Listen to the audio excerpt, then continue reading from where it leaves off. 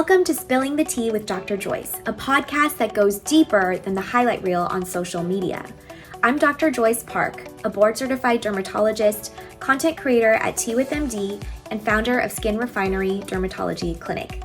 Each week, I will be joined here by a remarkable guest, and together we'll discuss stories and strategies for balancing our challenging careers with our personal relationships while making time for beauty routines and self-care. So grab your favorite cup of tea, get comfy, and let's get ready to spill the tea together.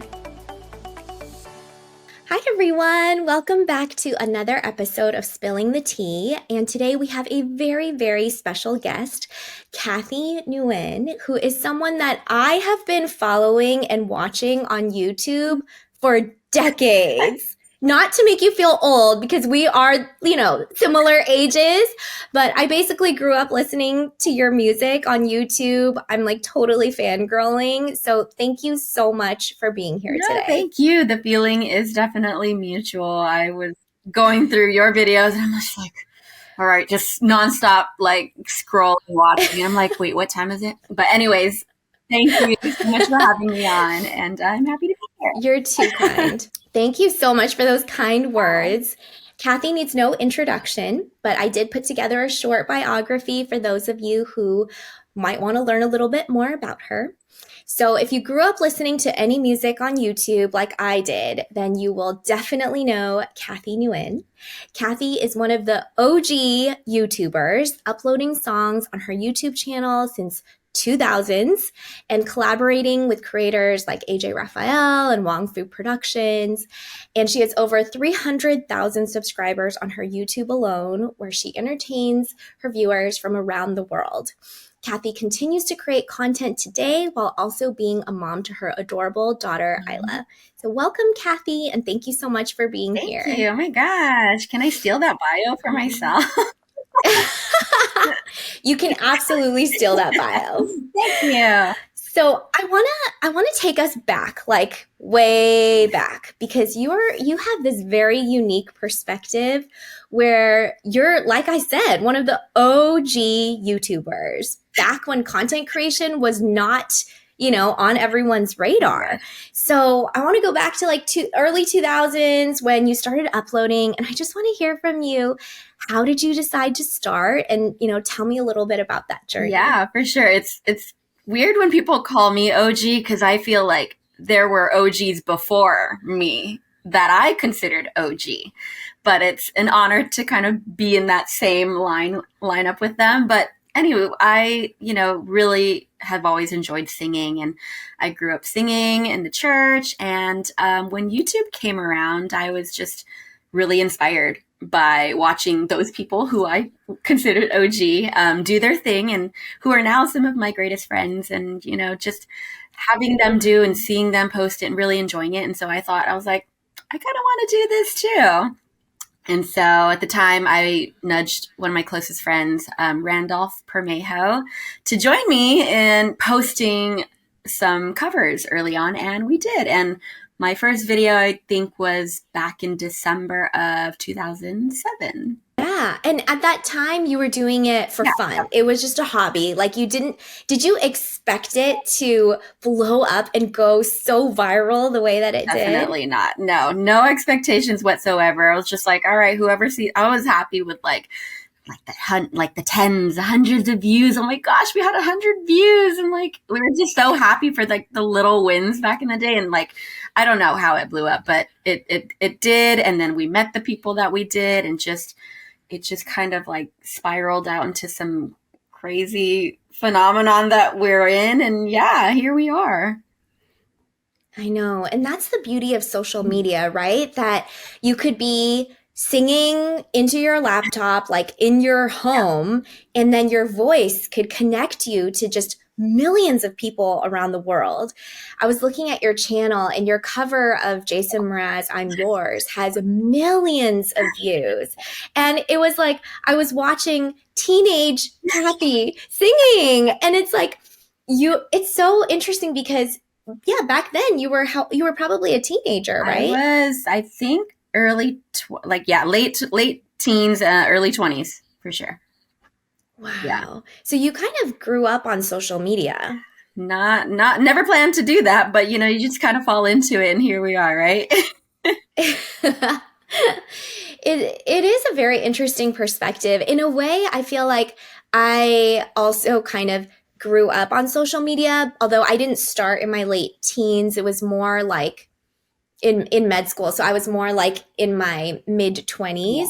But still, it's been about a decade, and I've documented a lot of different changes in my life, just like you have. Um, Going through different types of schooling and training, marriage, becoming a mom, and now juggling all of that.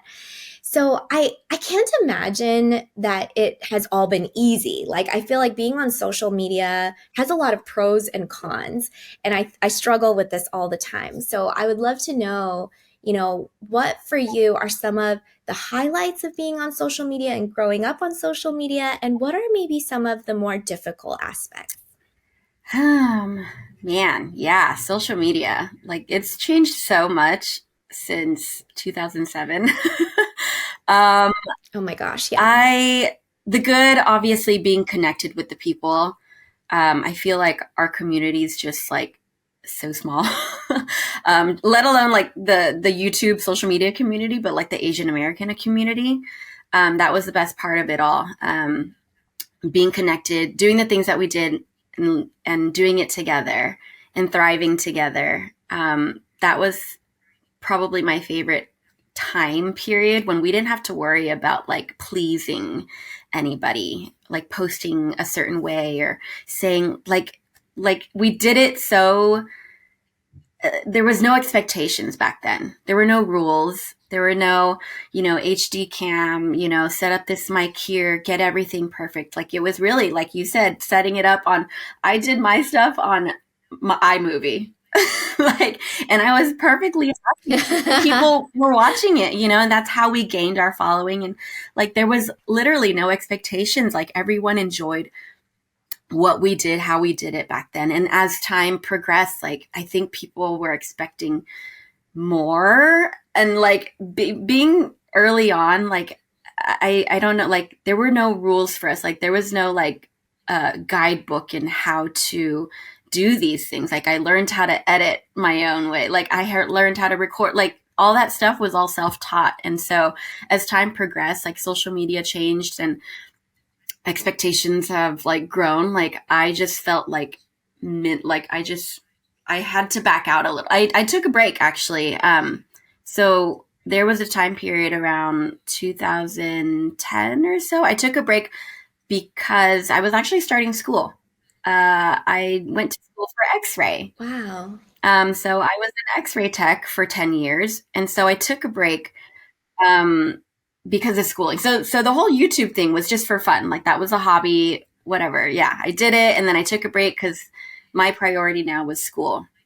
And so finished school, and then like people were reaching out like, "Hey, come back to YouTube, do music again. Like we miss you." And I'm like, and I go back on YouTube and I'm like looking through the content and the comments and stuff. And it's just like, it's scary. It's scary going back. It's so much pressure. And I just felt a lot of like Hmm. imposter syndrome, self consciousness, self doubt. And it was just, I didn't return. I did, but I didn't. I did to vlog because that was less pressure, to vlog my daily life and stuff. But as far as singing, I didn't return because there were so many other people doing it and they were doing it better. And I felt like I didn't need to come back because there are young new kids coming up trying to do the thing. And like they're so much better than me. So I was just like, I had my turn and I'm happy with that. And yeah, so I kind of feel like YouTube is like, I had my time with YouTube, so I don't really do much. I'm not active on there as much anymore. But yeah, now Instagram, like a whole different story too. Just knowing how much and what to share is hard because, there's always going to be people saying things. Right. And so it's learning how to like be okay with not having to please everybody because you know that you can't please everyone with the things that you post. And Absolutely.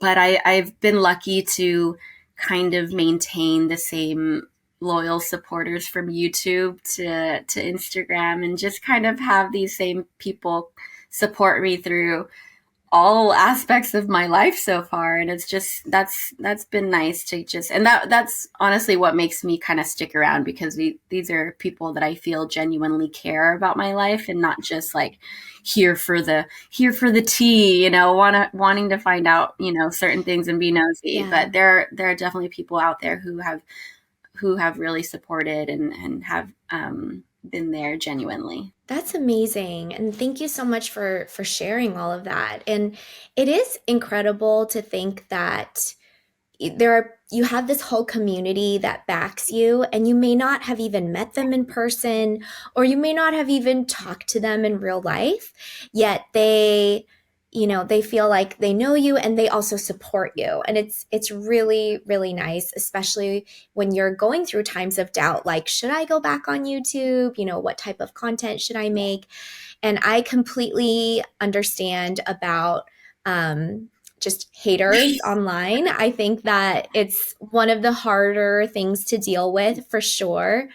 And I deal with a fair share of them too.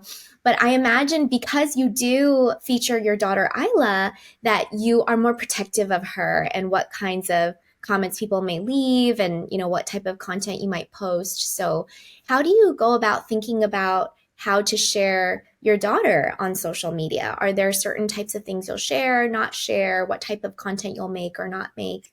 I feel like my, I guess, quote unquote content that I make with Isla is like just me it just so happens that I'm capturing these moments of our life. It's not like, hey, I'm setting up a camera, this is going to happen, Isla say this. Like, this is just me recording her being silly, and I just happen to have the camera on or whatever. Like, very very very little of that is like planned out. So I think people appreciate the candidness of that part of my life that I do share.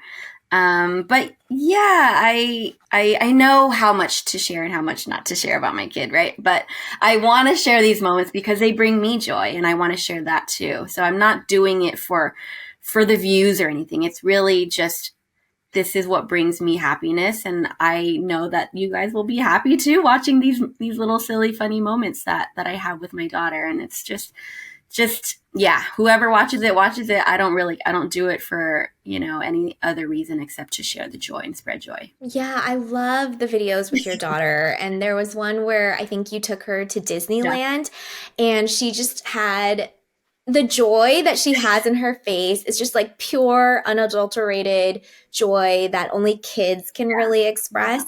And I just, you can really feel that even through the video. And so I think it's really great that you're able to give back to your community in that way too, like sharing parts of your life, and as much as you're yeah, comfortable with, obviously. Um, and I did want to go back and address something that you said a little bit earlier, which was that after you took a break to go to X-ray technician school, and people were, asking you to come back to YouTube, that you did feel a little bit hesitant because of like pressure, or because you feel like the landscape has yeah. changed.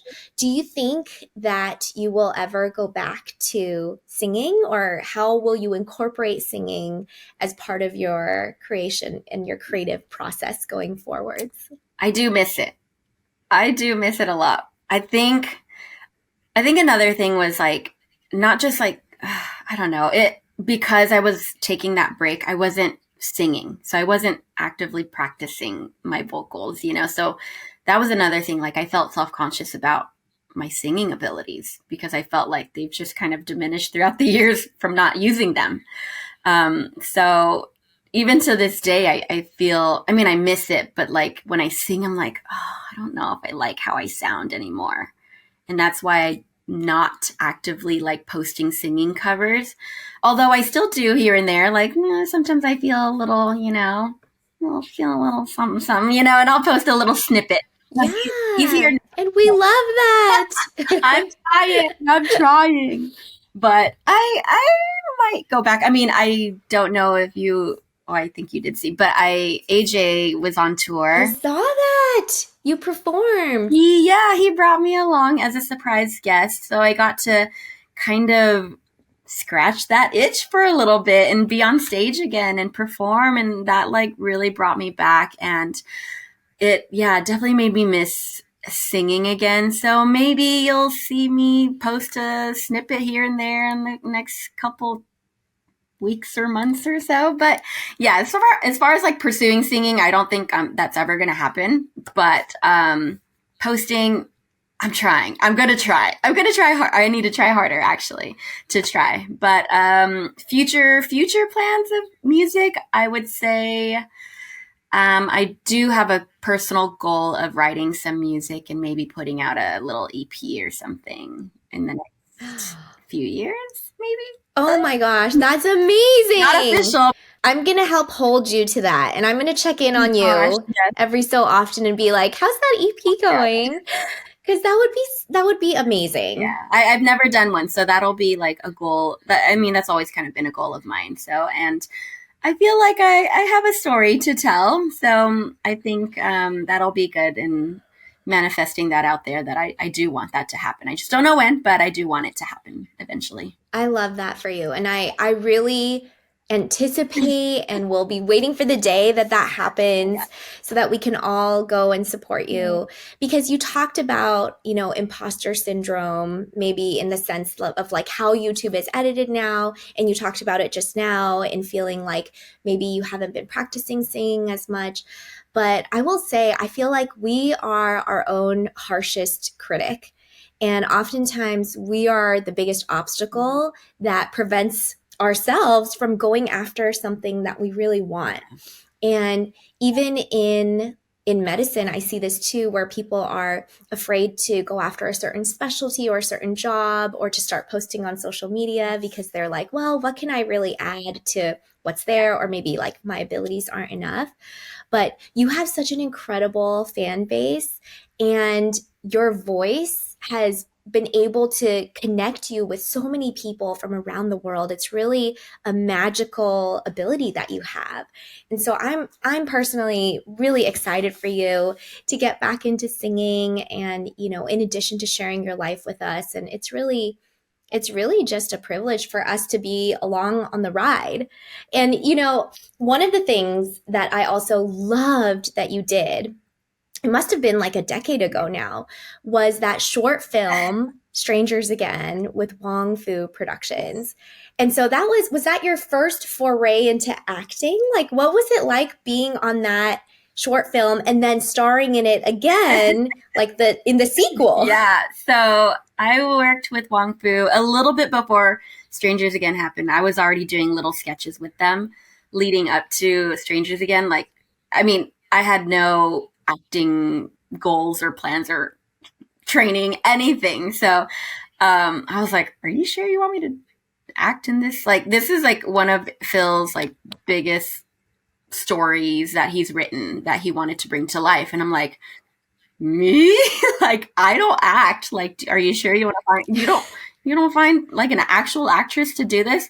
But somehow he trusted me to bring the character to life, and somehow that blew up, and it really opened up for me. Like, I started to enjoy acting after that, like after working with them, and I was Wow. like, I Great. really like this. Like, I like doing this, and I was really happy that that kind of like opened up a new venture for me, I guess you could say. And I've been enjoying doing that with them, and I've only been acting like and working with Wong Fu with the acting aspect of my life. But yeah, it's been so much fun, and it's been so crazy how that's kind of like still to this day have is getting traction. And we did the 10-year reunion or sequel to Strangers, Yeah. and yeah, I was able to kind of tell my character side of the story and just bring that part to life. And just it's all crazy to me. I still am shocked and honored that I have been a part of this crazy movie, I guess, mini movie that came out, and that's kind of changed a lot of people's lives. Yeah, it really has. And I think it resonated with so many of Yeah. us because we've all been through similar relationships.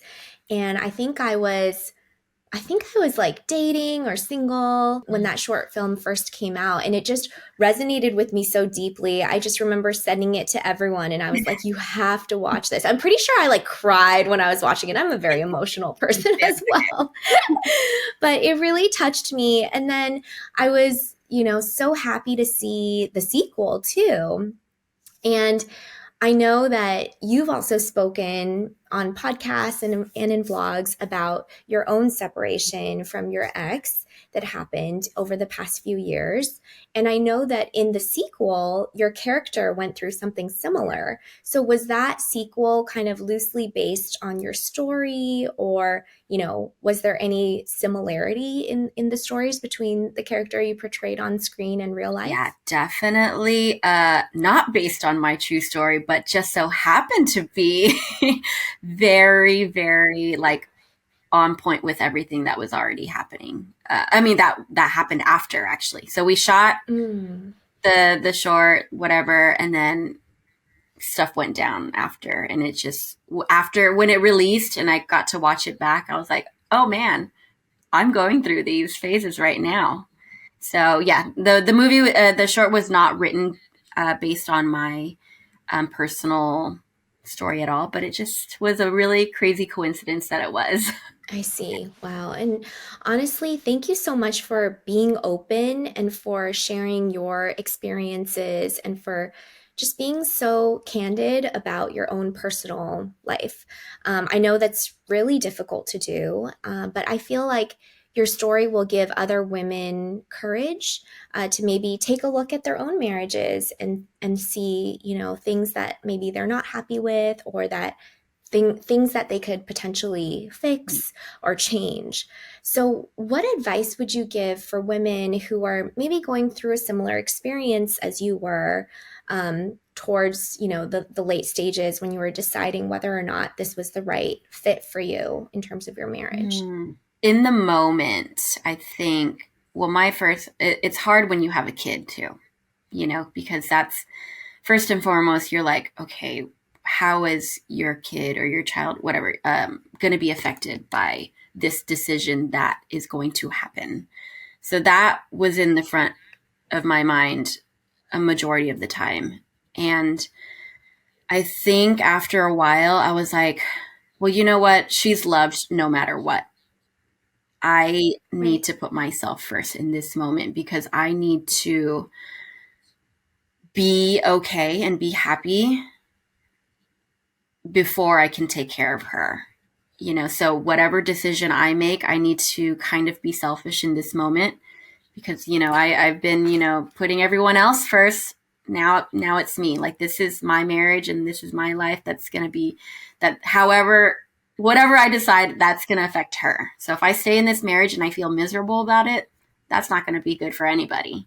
So I think in the end, I just kind of went with my gut and, really prayed hard that everything was going to just, line itself up and work out in the end. And it was a really, really hard decision, but I knew that I tried everything. I knew that I gave it my all and I fought for it in the ways that I did and the ways that I could. And as long as I knew that in my mind that I did everything I could, then I don't regret what the decision was going to be. And yeah, and in the end, we decided to divorce, and although it was a really tough decision and it was really a rough, just rocky road leading towards that, I think I thriving and better now, and it's all kind of worked itself out. And as long as you have the support around you, I think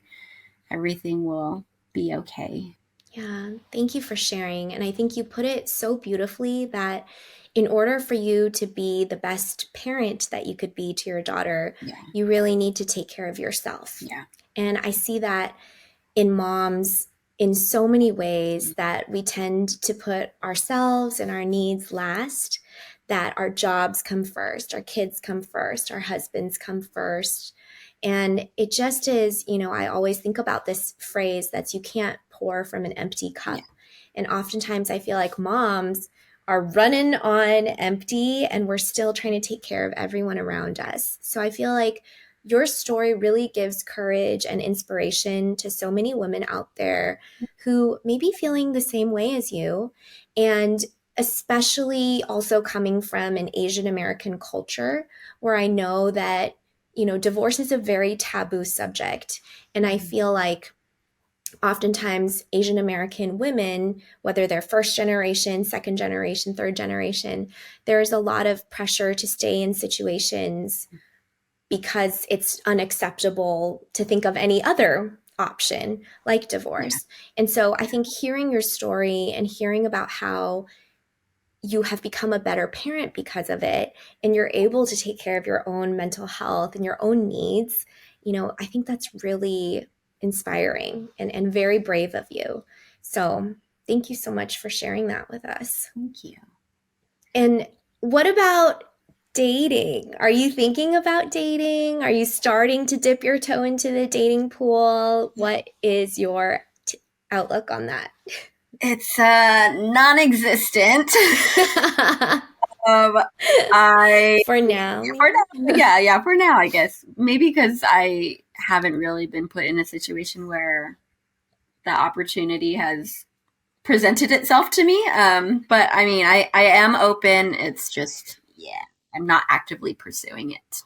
I find that dating in today's world is also very different from maybe what it was like when we were teenagers and in our early 20s.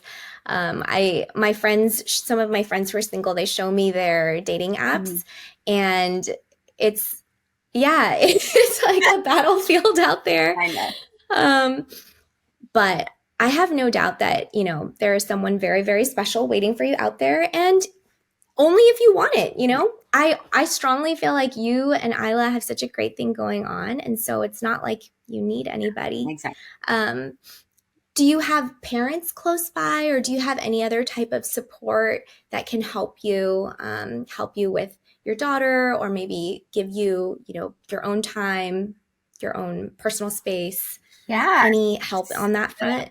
Yeah, actually, so after my divorce, or actually while we were like going through the process of going through the divorce, I actually moved back home with my parents. So Isla and I are living with my parents, and I just kind of took over and kind of did a whole remodel of the home, Wow. and yeah, so we're home, and I have my parents with us, so I do have the help and I do have the support, and I felt like in the moment I was like, I gotta move back home. Like I don't like I left house. I got married. I left. I got a house. Like I don't want to do this. I don't want to move backwards. And now, after being here for over a year or so, like I appreciate it so much, and I don't feel that I'm moving backwards at all because I'm trying to see the positives in everything, obviously, but like moving back home has given me so much appreciation for my parents, and just being able to spend this extra time with them and having them be with Isla and spend that extra time with her, like these are moments that we wouldn't have been able to get before. And so I'm learning to appreciate that and be okay with the situation. So I'm not mad about it at all, and I love it. I get home cooked meals, like we're spoiled here. So we get love, we get support, we get food. Like it's great, and no shame to anybody who has to live with their parents or move back home with parents. Like we're saving money, like we have the love, we have support. Like we can't ask for anything more than that. So yeah, Absolutely. And I think traditionally, we always talk about how it takes a village to raise a kid. And yeah, I think about it all the time that my dream would be for my parents to move in with us and for all of us to live together, because exactly like you said, it would be so nice for my kiddo to be able to have that relationship with his grandparents and also learn some culture, right? Like my husband's Korean, I'm Taiwanese American. And so it's hard surprisingly hard for us to transmit the language and the culture to the next generation. And it is sad to think that that transmission might end with my generation. So I think it's wonderful and amazing that you have this opportunity with your parents, and at the same time you can help take care of them Yeah, too, and I'm sure you do in so many ways. So it goes both ways. So that's really great. And then I do want to be mindful of time. I have one last question for you today, which is, I know you're super busy being a mom, being an x-ray tech, creating content. What do you do for yourself that you consider as self-care, whether it's working out at the gym, going to classes, or whether it's just doing your skincare routine or your beauty routine? Tell me about your self-care. Self-care. So funny because, since the divorce, like because we co-parent, I have time, like extra time for myself. So, and also with Isla in school, that's more time. So, I self-care. Yes, I do go to the gym. I do take Pilates classes. So that's my form of self-care on a weekly basis. I do try to take a solo getaway or staycation, maybe like once a month. I'm doing that. I'm doing Wow, that this that's weekend. great. Solo staycation. Yeah, so Amazing. I like to kind of get away and try to reset because yes, we co-parent, and yes, I have time away from her. Like I still am. I feel like I'm always like go go go, like school, work, whatever. Like I want to kind of just get out of the home and just kind of reset, like get a massage, whatever, just not be home and be in a different setting and just kind of do my own thing, have solo dinners. Like that's a thing that I like to do also. Skincare routine. Oh man, I am bad at skincare routine. But I did get a facial last week.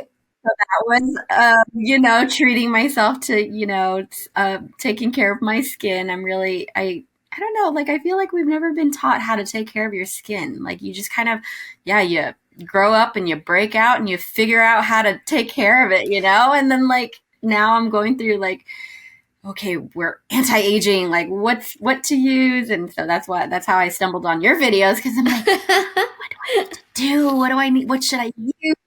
Oh, there's just so much out there, but skincare, I need to be better with. So I don't have much there, to be honest, except for sunscreen, which I do every day, and a mask every other day, and yeah, not too I much. mean, sunscreen is That's like, a major, you're checking the box. Like, that's like one of the best things you can do for you. I'm totally going to send you a care package after this with like all my favorites. And your skin looks amazing. So I think whatever you're doing, you have great genes. And I'll send you a couple goodies to help you maintain your good this is genes. what I was hoping to get from you. Well, thank you so much, Yeah. Cathy, for spending time with us today on the Spilling the Tea podcast, and for really just being so open and candid and really allowing us to have this genuine conversation about life, relationships, parenting, hardships of being on social media, and everything in between. So, really, thank you so much for your time. And I will be following up with you about that box of skincare Yay, thank goodies. you so much. Yay. Awesome. Take care.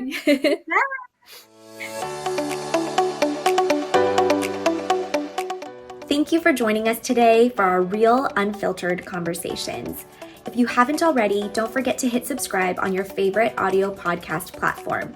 And if you're more visually inclined, all of our video podcast episodes are available on my YouTube channel at Tea with MD. For more beauty and skincare content, don't forget to check out my Instagram and TikTok at Tea with MD. Remember, life isn't just about the curated content we see on social media. It's about these real conversations we have with each other. So continue spilling the tea with your friends, family, and loved ones. And together we can create a more open, connected, and authentic community. Until next time.